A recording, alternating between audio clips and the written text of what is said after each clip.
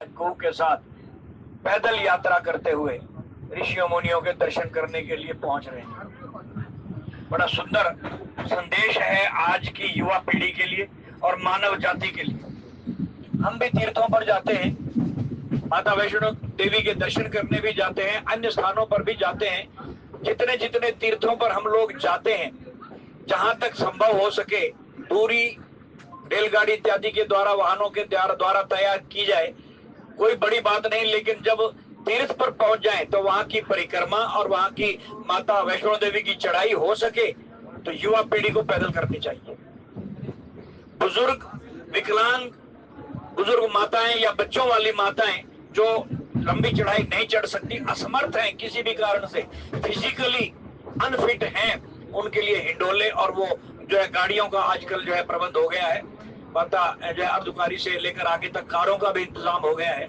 लेकिन क्या युवा पीढ़ी उसमें बैठे सिर्फ ये दिखाने के लिए कि मेरे पास पैसा है, मैं 300 350 की टिकट लेके जा सकता हूँ? श्रद्धा खत्म हो गई, धन ऊपर हो गया, श्रद्धा गौण हो गई।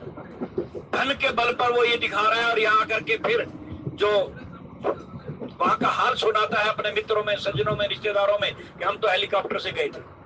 ये अहंकार है, दर्शन नहीं प्रदर्शन है। तो ऐसी युवा पीढ़ी को जाइए, अगर तीर्थों पर जा रहे हो तो तीर्थों की मर्यादा भी रखिए, श्रद्धा के साथ जाइए।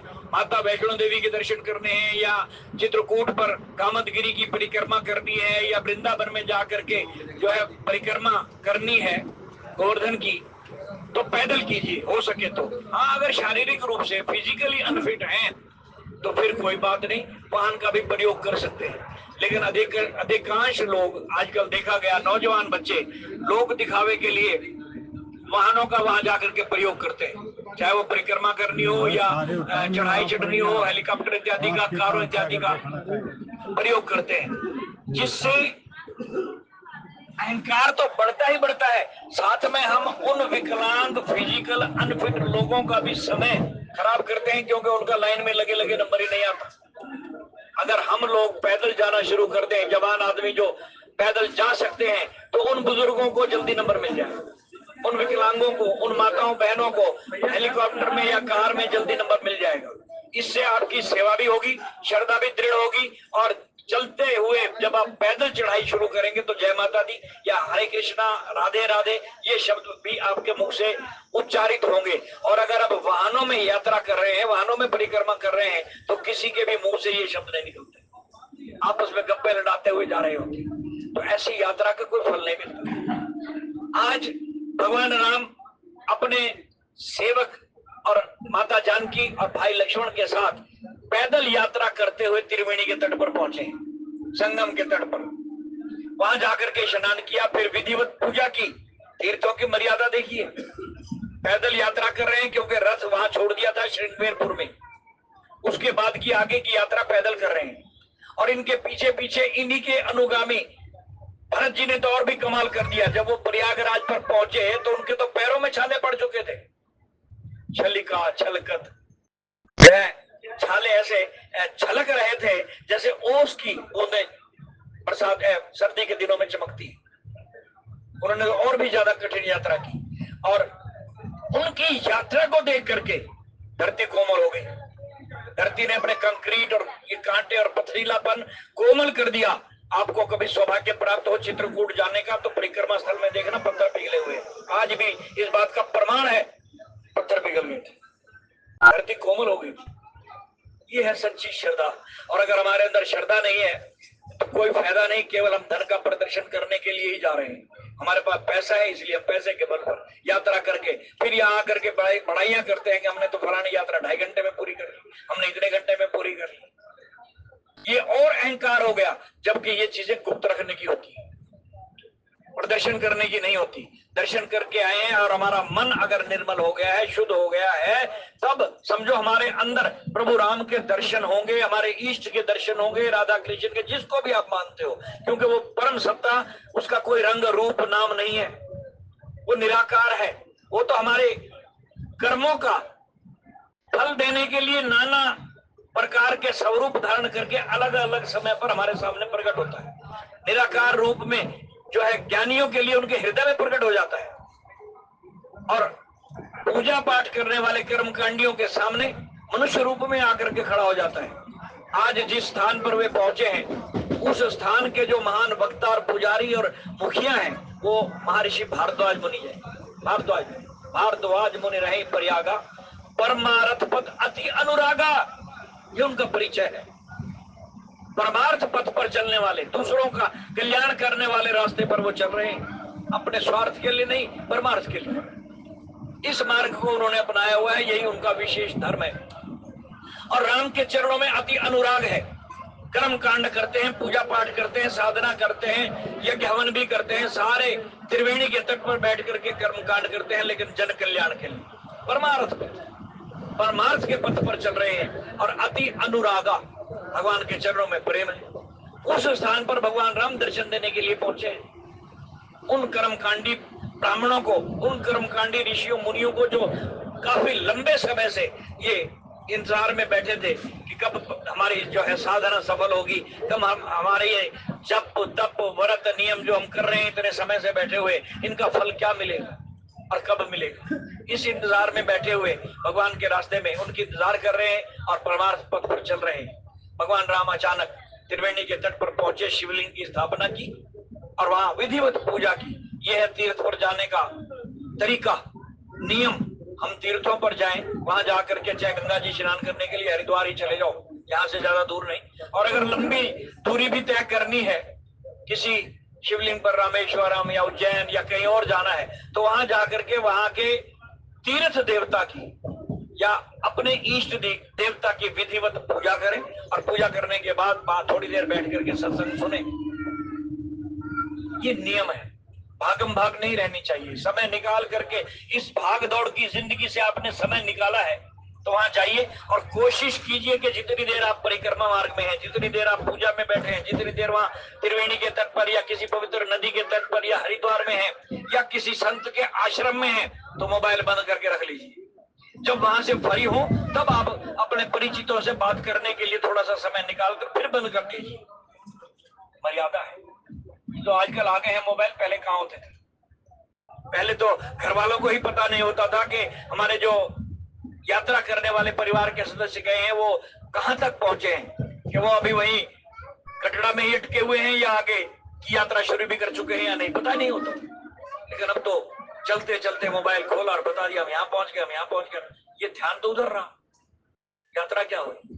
ध्यान इष्ट देव में रहना चाहिए, उसका नाम जप करते हुए। और देखो कलयुग में जितने भी भक्त भगवान के आए, भेजे हुए संत आए, उनके विभिन्नांश अवतार आए हैं, गिनती नहीं उनकी। कबीर जी, मीरा, रविदास जी, जयदेव जी, नाभा जी और अन्य जितने भी भक्ति काल के भक्त आए हैं, रामकृष्ण परमहंस जी, जितने भी आए हैं, आप उनकी जरा वाणी तो सुनिए, कह क्या रहे हैं? वो कह रहे हैं कि रामकृष्ण परमहंस जी से जब पूछा गया कि कलयुग के जीव के लिए ईश्वर प्राप्ति का मार्ग क्या है, आप तो साक्षात मां जगदम्बा से बात करते हैं, आप तो माता काली के साथ ऐसे बातें करते हैं जैसे हम आपस में बात कर रहे हैं, आपके सामने प्रत्यक्ष प्रकट होती है, ये कैसे संभव हो सकता है? तो कहने लगे कुछ नहीं करना भाई, सिर्फ रोना है, सिर्फ रोना है। बताओ इससे सरल तरीका और क्या होगा ईश्वर की प्राप्ति? सिर्फ रोना है। हमें रोना ही तो नहीं आता। बच्चा पालने में पड़ा हुआ मलमूत्र त्याग रहा होता है, जो 1.5, 2, 3, 4 महीने का होता है, उठ नहीं सकता, करवट नहीं बदल सकता, माता ने दूध दे करके सुला दिया, सो गया और अचानक लेटे लेटे ही कपड़े भी खराब कर दिए, जाग भी गया, नींद खुल गई, रोने लगा। कुछ नहीं किया उसने ना ढोलकी बजाई, ना छेड़े खड़काए, ना मंजीरे बजाए, कुछ भी नहीं किया, सिर्फ क्या किया? रोया। और जैसे ही उसकी रोने की आवाज मां तक पहुंची, चाहे वो रसोई में है या बाहर किसी सहेली से बात कर रही है या किसी और कार्य में लगी हुई है, वहीं से दौड़ी चली आएगी। और जब एक संसारिक माता हमारे रोने को बर्दाश्त नहीं कर सकती तो हमारा जगत पिता कैसे बर्दाश्त करेगा? वो तो कण कण में है, उसको वैकुंठ से, साकेत से या किसी और धाम से दौड़ करके नहीं आना है, चल करके नहीं आना है। उसका इशारा तो कबीर जी कर रहे हैं, कहते जिसको तुम ढूंढते फिर रहे हो वो कोई वहां छुपा हुआ थोड़ी है। कबीर जी कहते हैं कि ईश्वर ये कहता है कि मोह को कहां ढूंढे रे बंदे, मैं तो तेरे पास हूं।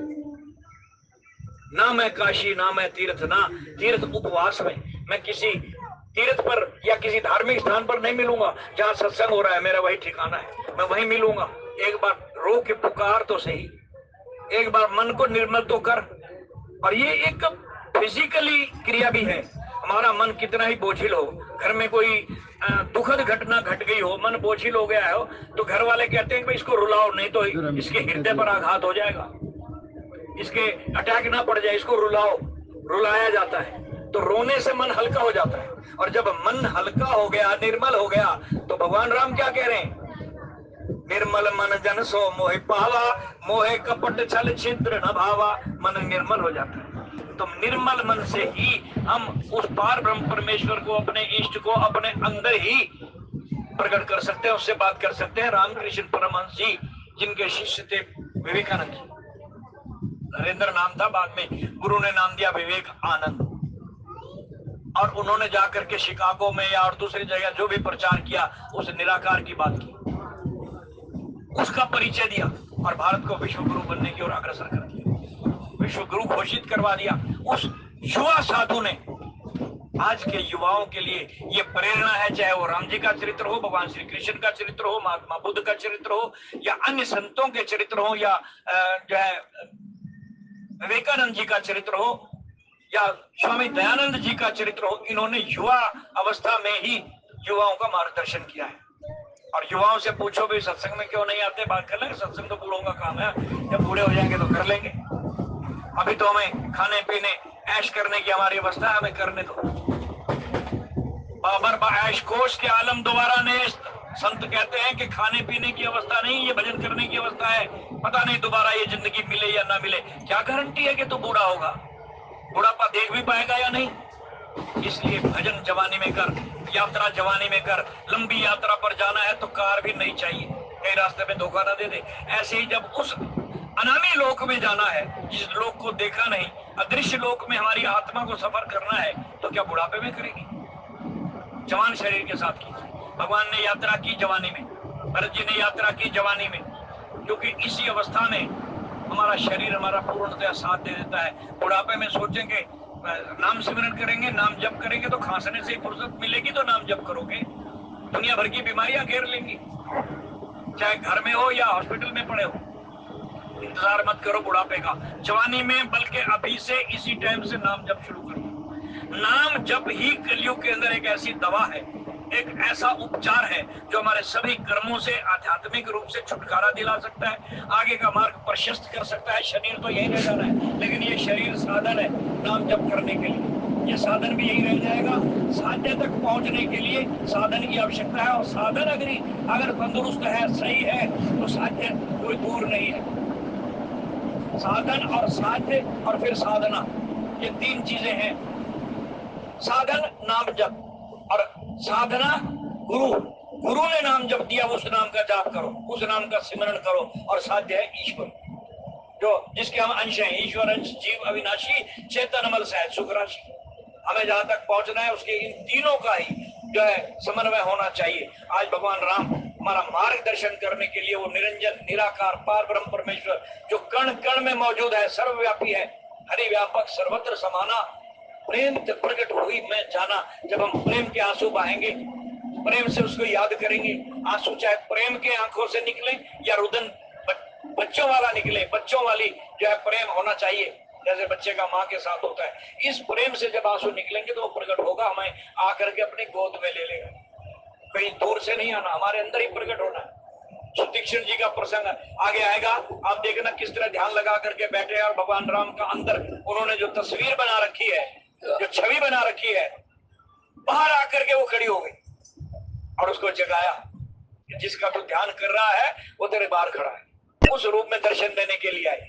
भरत जी महाराज आंख बंद करके चिता की तैयारी कर रहे हैं, जलने की, मरने की। आज 14 साल का आखिरी दिन है, और राम ने कहा था कि अगर 14 साल से एक दिन भी ऊपर हो गया तो भरत ने वचन दिया था कि मैं जिंदा नहीं मिलूंगा। और आज भरत अपने वचन को पूरा करने के लिए चिता तैयार करके बैठा, आंखें बंद करके ध्यान लगा करके बैठा हुआ है, आंखों से आंसू टपक रहे हैं।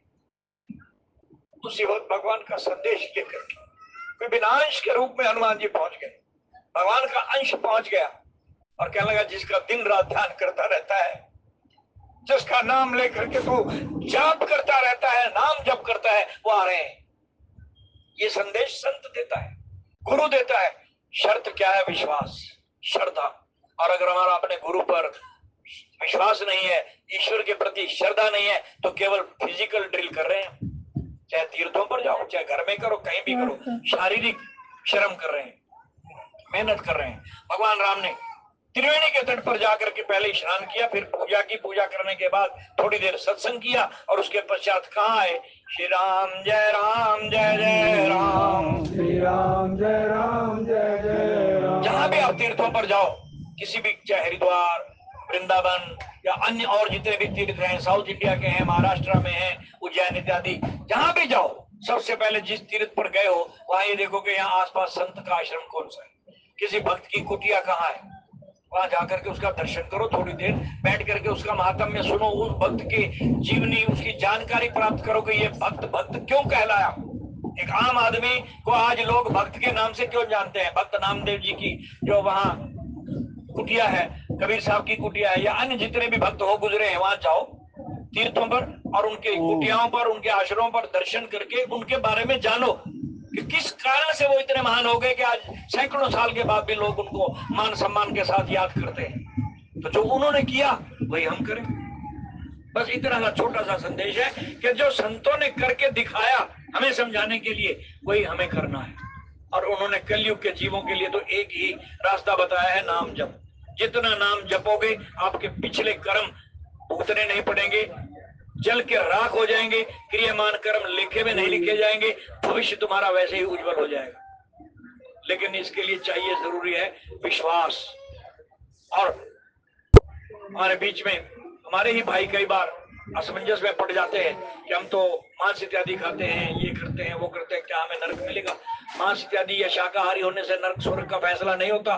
नरक और स्वर्ग का फैसला हमारे कर्मों के आधार पर होता है। वरना अगर मांसाहारियों को नरक मिलना होता तो सबसे पहले रावण और विभीषण जाते, लेकिन रावण तो स्वर्ग में गया। गिद्ध इत्यादि, जटायु इत्यादि नरकों में जाते, लेकिन वो तो स्वर्ग में पहुंच गए, वहां पहुंचे जहां दशरथ जी बैठे हुए हैं। तो इनका फैसला खान पान पर नहीं होता स्वर्ग नरक का।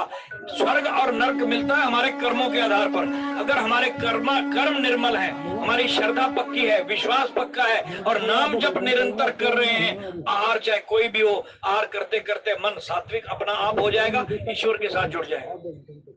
कोई नरक स्वर्ग का फैसला आहार पर निर्भर नहीं करता। आहार तो परमात्मा ने जहां हमारा लिखा है, गुरबाणी पढ़िए, सुनिए, नक नथ खसम हाथ रिजक धक्के दे, शब्दों पर ध्यान दीजिए। गुरु नानक देव जी जैसे संत लिख के गए, क्या कह रहे हैं? बात है री। नक नथ, जिस तरह ऊंट के नाक में नकेल नथ डाली जाती है और फिर उसको जिधर मोड़ो उधर चला जाता है, ऐसे ही मनुष्य के नाक में माया ने कर्मों के आधार पर नकेल डाली हुई है। नक नथ खसम हाथ, खसम माने परमात्मा, ईश्वर।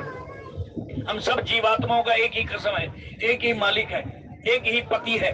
उसने हमारे नाक में नकेल डाली हुई है और फिर क्या करता है कि जैसे वो ऊंट का मालिक जिधर चाहे उधर ले जाता है, ऐसे ही हमारे कर्मों की नकेल हमें कर्मों के आधार पर वहां जन्म देती है जहां जाकर के हमने कर्मों का निपटारा करना होता है। चाहे हमारा जन्म साउथ इंडिया में हो, नॉर्थ इंडिया में हो, मांसाहारी स्थान पर हो, शाकाहारी स्थान पर हो या किसी फॉरेन कंट्री में हो, हमारा मृत्यु और जन्म का स्थान फिक्स है। तो वहां हमें जाना पड़ेगा। क्यों जाना पड़ेगा? आगे वाणी खुलासा कर रही है कि नक नथ खसम हाथ रिजक धक्के दे, जहां दाने कहां खाने, नानक सच है। ये सच्चाई है भाई, ये सच्चाई है कि हमें वहां जाना पड़ेगा। वहां जहां जहां जिस दाने पर हमारा नाम लिखा है वो खाने के लिए जाना पड़ेगा। रिजक चल करके नहीं आएगा, वो दाना वहां से उठ करके हमारे मुंह में नहीं आएगा, हमें जाना पड़ेगा। पानी की तो बरसात होती है, अन्न की बरसात नहीं होती।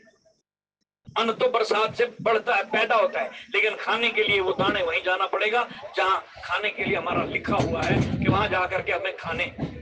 तो खान पान के ऊपर नरक स्वर्ग का फैसला नहीं होता, फैसला हमारे कर्मों पर होता है कि हमारे कर्म क्या है। ईश्वर हमारे कर्म देखता है। आज परमपिता परमात्मा नर रूप धारण करके हमारा मार्गदर्शन कर रहा है कि ऐ मनुष्यों में तुम्हारे बीच में तुम्हारे जैसा बन करके आया हूं, ये बताने के लिए कि तुम्हें मनुष्य योनि मिली है तो तुम्हें करना क्या है, करके दिखा रहा है। वरना उसको क्या जरूरत थी नंगे पैर ये कंक्रीट की जमीन पर चलने की, हमारे लिए, हमारा मार्गदर्शन करने के लिए, उसको साकेत और वैकुंठ इत्यादि धाम छोड़ करके, उन सुखों को छोड़ करके यहाँ मृत्यु लोक में आना पड़ा हमारा मार्गदर्शन करने के लिए। वो हमसे इतना प्रेम करता है कि मेरे बच्चे मुझ तक कैसे पहुंचेंगे, क्योंकि ये माया का नगर है, काल की नगरी है, काल के जाल से इनको निकालूं कैसे, उसके लिए वो कष्ट लेके जो है भोग करके आता है और यहाँ काल से छुटकारा करा करके जाता है। हमारी गारंटी लेता है, काल के आगे जमानत देता है, जमानत देता है कि तू इसको छोड़ दे,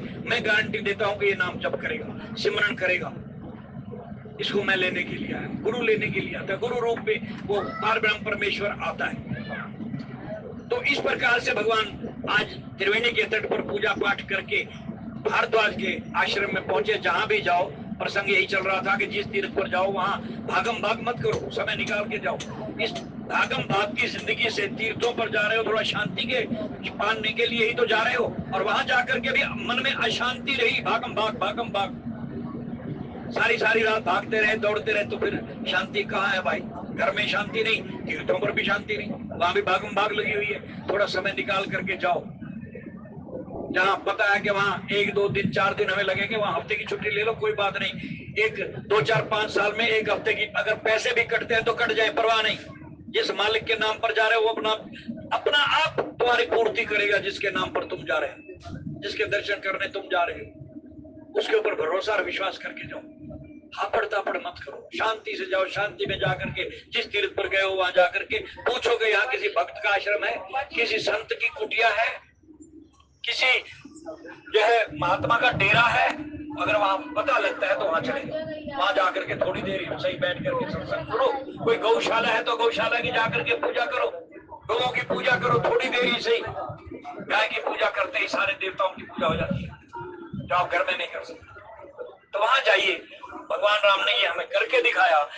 त्रिवेणी में स्नान करने के बाद पता लगा कि यहाँ पास में ही एक महात्मा, एक संत भारद्वाज नाम के मुनि, सप्त ऋषियों में से एक ऋषि यहाँ रहते हैं, उनका आश्रम पास ही है। तो तब क्या हुआ, तब प्रभु भारद्वाज पही आए, करत दंडवत मुनि उर लाए। जैसे ही आश्रम के बाहर पहुंचे, महामुनि भारद्वाज जी को संदेशा पहुंचा उनके शिष्यों के द्वारा कि भगवान राम कुटिया के बाहर आ गए हैं। तो तुरंत दौड़ते हुए मुनि उनका स्वागत करने के लिए द्वार तक आए हैं, और उधर भगवान राम ने अति करत दंडवत मुनि उरलाए, भगवान राम ने दंडवत प्रणाम किया महर्षि भारद्वाज जी को, और भारद्वाज जी ने उठा करके छाती से लगा लिया, उरलाए, छाती से लगा लिया भगवान राम को। देखिए, छाती से लगाने का काम भगवान राम ने भी किया। किसको? जब चित्रकूट पर ये माताएं मिलने के लिए आई ना भरत के साथ, कौशल्या, सुमित्रा, कैकेयी, तो सबसे पहले राम किसको मिले? तीनों माताओं में से। नियम तो ये था कि पहले बड़ी माँ को मिलते, कौशल्या को, फिर बिचली को, फिर कैकेयी को मिलते, लेकिन यहाँ प्रथम राम भेटी कैकेयी, सबसे पहले कैकेयी को मिले। और भेटी शब्द लिखा गोस्वामी जी ने, चरण छूने चाहिए थे। अगर चलो पहले कैकेयी को मिल भी गए, तीनों माताओं में से सबसे पहले कैकेयी को मिले, तो चरण छूने चाहिए थे, लेकिन चरण नहीं छुए राम ने। क्या किया? प्रथम राम भेटी कैकेयी, भेंट की, छाती से लगा लिया। क्यों? माँ का दिल और बेटे का दिल आज मिल करके एक हो गया कि माँ धन्य हो गया मैं, तूने मेरी दिल की बात को जाना और मेरे मनोकामना को तूने ही पूर्ण किया है। बाद में अगली पंक्ति में लिखा कि फिर चरण छुए, फिर चरण छुए, पहले भेंटी की। तो हृदय से महामुनि ने राम जी को गले से लगाया कि मानो आज मेरे हृदय की कामना पूरी हो गई, मेरे मनोकामना पूरी हो गई। और आगे मुनि ने कह भी दिया। हृदय से लगाने के बाद मुनि ने क्या कहा? बोले, दीन आशीष मुनीश और अति आनंद अस जान, मुनि मन मोद न कछु कही जाए, ब्रह्मानंद रास जनु पाई। मानो आनंद, ब्रह्मानंद, ब्रह्मानंद का जो वास्तविक रस है, महामुनि को साक्षात मनुष्य रूप में मिल गया। राम वो परमानंद आज मनुष्य रूप धारण करके आ गया। आनंद वैसा भगवान का एक पर्यायवाची नाम है आनंद। वो आनंद स्वरूप है, सत्य चित आनंद, सच्चिदानंद उसका पूर्ण जो है रूप है, नाम है। तो वही सत्य चित आनंद, आनंद ही मनुष्य रूप धारण करके आज महामुनि के सामने आके खड़ा हो गया। ब्रह्मानंद सामने प्रकट हो गया। जिस ब्रह्मानंद में वो निरंतर आंतरिक मन से लीन रहते थे, वो सामने प्रकट हो गए। महाराज जनक जिस ब्रह्मानंद को अपने अंदर अनुभव करते थे, उस परम ज्योत का अंदर अनुभव करते थे, आज अचानक राम और लक्ष्मण के रूप में वो आनंद मनुष्य रूप में सामने बैठा हुआ दिखाई दिया। तो महामुनि से पूछने लगे, कहो मुनि को दो बालक, मुनि कुल तिलक के नृपकुल पालक, जिन्हें भी लोग की मन अनुरागा और ब्रह्म सुख ही पर बस मन त्यागा। ब्रह्म सुख जो मैं अंदर निरंतर ब्रह्म सुख का अनुभव करता था, वो आज मेरे मन ने अचानक बरबस जबरदस्ती छोड़ दिया। उस अंदर के आनंद को इनके लिए छोड़ दिया। ये कौन है जिनके लिए मेरा मन अंदर से बाहर आ गया, अंतर्मुखी से बाहरमुखी हो गया? ये है कौन? क्या किसी मुनि की संतान है या राजा की संतान है? ये उस विदेह राज की अवस्था हो गई जो निरंतर अंदर दर्शन करता था, पार ब्रह्म परमेश्वर के निराकार ज्योत स्वरूप के अंदर दर्शन करता था। वही ज्योत जब आनंद स्वरूप पार ब्रह्म मनुष्य रूप धारण करके सामने आ गया, तो मन ने अंदर का आनंद छोड़ दिया और बाहर लयलीन हो गया। बाहर के आनंद में ऐसा उस स्वरूप में खो गया कि पूछने पर मजबूर कर दिया जनक जी को ऋषि से कि ये कौन है। तो आज ब्रह्मानंद प्राप्त हो गया भारद्वाज मुनि को, और ब्रह्मानंद राशि जनुपाई, मानो ब्रह्मानंद का सार तत्व उनको मिल गया है, राशि मिल गई हो, ब्रह्मानंद का भंडार मिल गया हो। ऐसे महामुनि प्रसन्न हुए हैं। और फिर दीन आशीष मुनीशपुर अति आनंद असजान, लोचन गोचर सुकृत फल मनो किए विधि आन। फिर परमात्मा का धन्यवाद करने लगे, कहेंगे भगवान तेरा लाख लाख शुक्र है कि आज इन आंखों को, इन नेत्रों को वो लाभ मिल गया जो किसी बिरले को प्राप्त होता है। ऐसा तीन आशीष मुनीशपुर महामुनि भारद्वाज ने आशीर्वाद देकर के उनको छाती से लगाया है। और अति आनंद असजान, और अति आनंद में उमड़ पड़े, आंखों से प्रेमाश्रु टपक रहे हैं, आंखें बंद है और आनंद का अनुभव साक्षात गले लगा करके कर रहे हैं कि मेरा अंदर का जो आनंद है वो मनुष्य रूप में मेरे सामने आकर के खड़ा हो गया। लोचन गोचर सुकृत फल, ये मेरी आंखों को प्रत्यक्ष इनके दर्शन करने का जो लाभ मिल रहा है, ये फल मिल रहा है। मनो किए विधि आन, मानो विधाता ने इन आंखों को इनके तपस्या का फल दे दिया, जो उस निराकार को साकार रूप में ला करके सामने खड़ा कर। किस लिए, किस कारण से ऐसा संभव हो चुका? कहने लगे, कुशल प्रश्न करी आसन दीने, पूजी प्रेम परिपूर्ण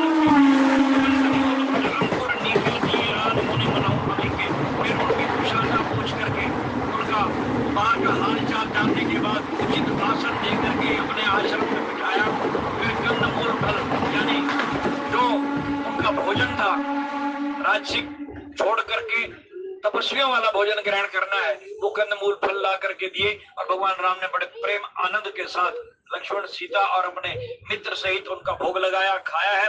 और फिर सिया लखन जन सहित सोए, अति रुचि राम फूल फल खाए, बड़े आनंद से, क्योंकि वो प्रेम से प्रस्तुत किए गए थे। इसका पकड़ ले, भगवान को कभी भी भोग लगाओ प्रेम से लगाओ, चाहे एक तुलसी के पत्ते पर एक बूंद जल, गंगा जल की डाल करके या कोई पवित्र जल डाल करके अर्पित कर दो, भगवान इतने में ही तृप्त हो जाते हैं। लेकिन होना चाहिए श्रद्धा से। कई फलों के टोकरे या मिठाइयों के डब्बे, इनसे वो संतुष्ट नहीं होते, तृप्त नहीं होते। वो तो एक बूंद जल और एक पत्ता तुलसी का श्रद्धा से जिसने अर्पित कर दिया, उसका पलड़ा भारी हो जाता है। भगवान कृष्ण को की लीला को एक बहुत सुंदर रूप देने के लिए नारद जी ने भगवान कृष्ण को बांध लिया और निकल पड़े बाजारों में, आवाजें लगाने लगे, अरे कोई खरीदार है, मैं भगवान को बेचने आया हूं, है कोई खरीदार? सारी रानियों ने सुना, अपने अपने महलों से बाहर भागी दौड़ी चली आई।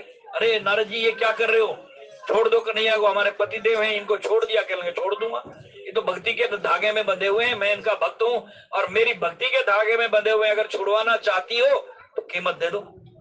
सारी रानियां अपने अपने गहने जेवर सब पता नहीं क्या क्या उठा करके ले आई और एक तराजू मंगवाई गई। तराजू के एक पलड़े में सारे जेवरात धन दौलत रख दिए गए, दूसरे पलड़े में काना, लेकिन काना वाला पलड़ा ऊपर ही नहीं उठा। उस जेवरों से, सोने चांदी से, हीरे मोतियों से तोला नहीं गया।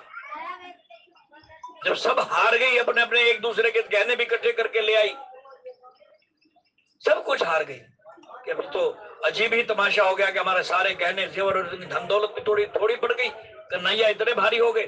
तब प्रेम से रुक्मणी जी ने एक तुलसी के पत्ते पर गंगा जल की एक बूंद डाली और भगवान का ध्यान करते हुए आई, जो सबसे बड़ी रानी थी। बाकी रानियों ने अपने धन दौलत से उसको छुड़वाना चाहा, उसने तुलसी के दल पर एक बूंद गंगा जल की डाल करके आकर के पलड़े में रखने से पहले आंख मीच करके प्रार्थना की, हे प्रभु, अगर मैं मन वचन कर्म से आपकी दासी हूं तो इस दासी की ये बेनती स्वीकार कीजिए और मुझे अपना लीजिए। इतना कहते कृष्ण का पलड़ा ऊपर उठ गया। ये है श्रद्धा।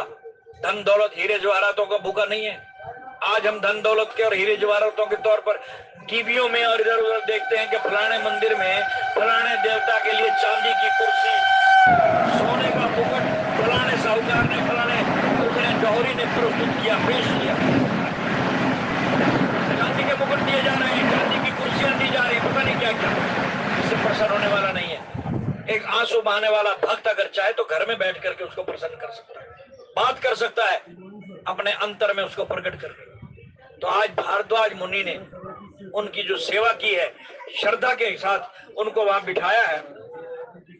श्री राम जय राम जय जय राम, श्री राम जय राम जय जय। 51 रुपए की राशि हमारे सामने बैठा है एक छोटा सा बच्चा, इसके भाव जाग उठे, कथा सुनते सुनते भगवान के साथ मन जुड़ गया, इसी को श्रद्धा कहते हैं। श्रद्धा जाग उठी और 51 रुपए की राशि भगवान के श्री चरणों में प्रसाद के लिए भेंट कर रहा है। ये श्रद्धा की कोई कीमत नहीं होती। ये 51 रुपए, इनकी कोई कीमत नहीं। अनेक अनगिनत लाखों करोड़ों भी इस कीमत की बराबरी नहीं कर सकते जो इसके मन में श्रद्धा जागी। कथा सुनते सुनते भाव जाग उठे। तो भगवान इसकी लंबी आयु करे और इसी तरह इसकी श्रद्धा और भक्ति प्रभु के चरणों में बढ़ती चली जाए, ऐसी भगवान के चरणों में हम प्रार्थना करते हैं।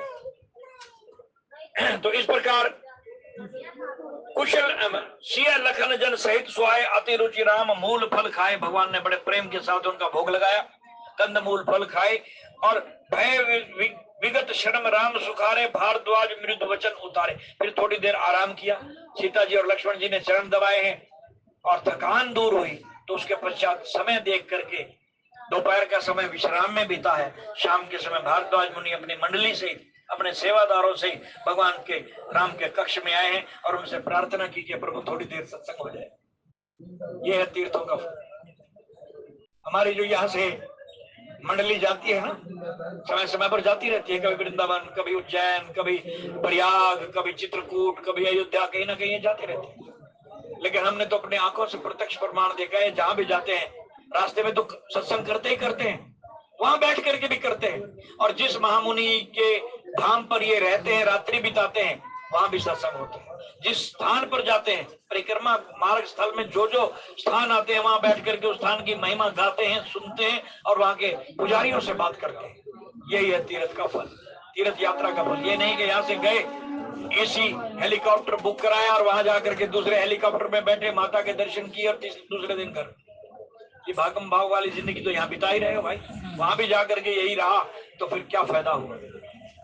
धन को अगर लगाना है, परमात्मा ने इतना दे दिया है तो यहाँ सेवा में लगाओ, गरीब की सेवा में लगा दो, गौ माता की गौशाला में जाकर के गौओं की सेवा में लगा दो, किसी गरीब कन्या के विवाह में लगा दो, किसी गरीब मासूम बच्चे की पढ़ाई पर खर्च कर दो, जो है तो जो है विद्यावान ज्ञानवान लेकिन आगे नहीं बढ़ पा रहा क्योंकि पैसा नहीं है, वहां खर्च कर दो।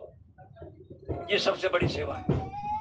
किसी गरीब कन्या के विवाह में मदद करना, किसी गरीब बच्चे की पढ़ाई की फीस दे देना, किसी जरूरतमंद को वस्त्र इत्यादि दे देना, इससे वहां बैठी हुई माता आपके ऊपर आशीर्वाद देगी। घर की माँ प्रसन्न हो, सबसे बड़ा आशीर्वाद है। भागम भाग वाली जिंदगी में जाकर के वहां पैसा हेलीकॉप्टर पर खर्च करके यात्राएं करते हैं तो मेरे ख्याल में तो इसका कोई फल नहीं। फल है तो श्रद्धा का, कर्मों का, कर्म अच्छे होने चाहिए। और यहाँ भगवान राम ने कंदमूल फल खा करके विश्राम किया। फिर भारद्वाज मुनि भगवान राम के पास अपनी मंडली सहित आए और आज सुफल तब तीर्थ त्यागू, आज सुफल जब जोग विरागू। भगवान राम के सामने बैठ करके भारद्वाज मुनि कह रहे हैं कि प्रभु सच कहूं कि हम इतने दिनों से यही सोच रहे थे कि हजारों साल हो गए तप करते करते, वो भी इतने पवित्र तीर्थ पर, तीर्थ राज पर, तीर्थ ही नहीं तीर्थों के राजा के किनारे हम बैठे हैं, त्रिवेणी के तट पर हम बैठे हैं, रोज गंगा मैया की आरती करते हैं, पूजा पाठ करते हैं, यज्ञ हवन करते हैं और त्रिवेणी में स्नान करते हैं। ये हमारी साधना थी, लेकिन पता नहीं कब फल मिलेगा और कैसा मिलेगा ये हम निर्णय नहीं कर पा रहे थे। लेकिन सच कहो प्रभु, आज फल मिल गया। आज इन सभी साधनों का फल मिल गया। बोले आज सफल तप, हमारा तप सफल हो गया। अब तप ये नहीं कि जो है शरीर को बाहरी धूप से, बाहरी अग्नि से तपाना है, नहीं, मन को तपाना है। तप क्या है? मन मांगता है कि मुझे मिष्ठान चाहिए, मन मांगता है मुझे फलाना 36 प्रकार के भोजन चाहिए, मन मांगता है मुझे ये भोग सामग्री, ऐश्वर्य भोग विलास की सामग्री चाहिए। लेकिन जिसने इन चीजों से मन को हटा लिया, भोग विलासों की सामग्री से, अन ऐश्वर्य पूर्ण प्रस्तुतियों से मन को हटा लिया, वो तपस्वी है, वो तप कर रहा है। मन का इन सभी भोगों से अलग कर लेना ही तप है। यही तप है कि मन को किसी चीज की, कोई ऐसी अनर्गल चीज में मत लगने दो सिवाय भक्ति के, मन को भक्ति में लगा दो। यही वजह है कि जब संत महात्माओं को कहीं भोजन का निमंत्रण मिलता है तो वो सारे पदार्थ इकट्ठे कर लेते हैं। वो ये नहीं देखते कि ये खट्टा है, ये मीठा है, ये नमकीन है, ऐसा नहीं देखते, स्वाद नहीं देखते। वो सारे इकट्ठे करके पेट भरने के लिए, इसलिए पेट को चाहिए कि इसको, शरीर को जीवित रखना है ताकि भजन हो सके। स्वाद के लिए नहीं खाते हो, तो पेट के लिए खाते। आज भी संत महात्मा ऐसे मौजूद हैं जिनके आश्रम हैं, लाखों की संख्या में लोग दर्शन करते हैं रोज सुबह उठ करके, लेकिन अपने आश्रम में अपने लिए रसोई नहीं है। बाहर से मधुकरी आती है और वही मधुकरी से अपना पेट भरते हैं और फिर लोगों का मार्गदर्शन करते हैं। ऐसे संत आज भी मौजूद है। देखो, किसी प्रकार के स्वाद की जरूरत नहीं। कारें लेकर के लोग यहाँ से वहां ले जाते हैं घुमाने के लिए, एक स्थान से दूसरे स्थान पर यात्रा कराने के लिए ले भी जाते हैं, तो अपने नाम की कोई कार नहीं, अपने नाम का कुछ भी नहीं, ना मकान, ना प्लाट, ना कार, ना सोना, ना चांदी, कुछ नहीं। सिर्फ उनके नाम है एक ही, दौलत, राधे राधे, भगवान का नाम, बस, और कुछ नहीं।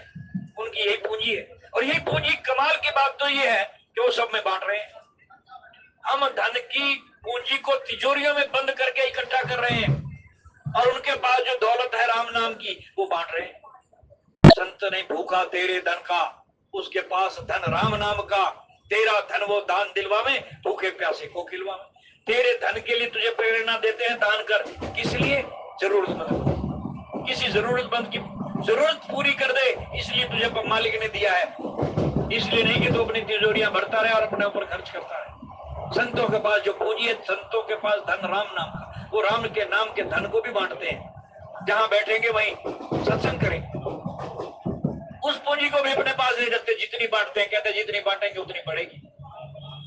तो इस प्रकार से वहां भारद्वाज मुनि ने भगवान की स्तुति की कि आज हमारा तप, तीर्थ पर बैठना, त्याग करना, सब चीज का भौतिकी त्याग और ये जो है भौतिकवाद का त्याग करना, ऐश्वर्य भोगशाली जीवन की जीवन शैली का त्याग करना, ये आज सफल हो गया।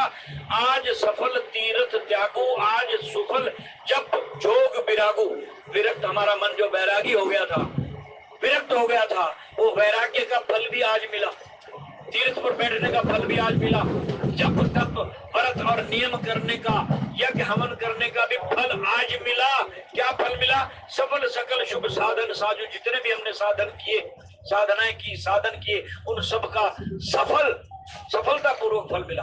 जैसे किसी व्यक्ति को, किसी बच्चे को पेपर देने के बाद 100 में से 100 नंबर मिल जाए तो वो सफल हो गई उसकी मेहनत।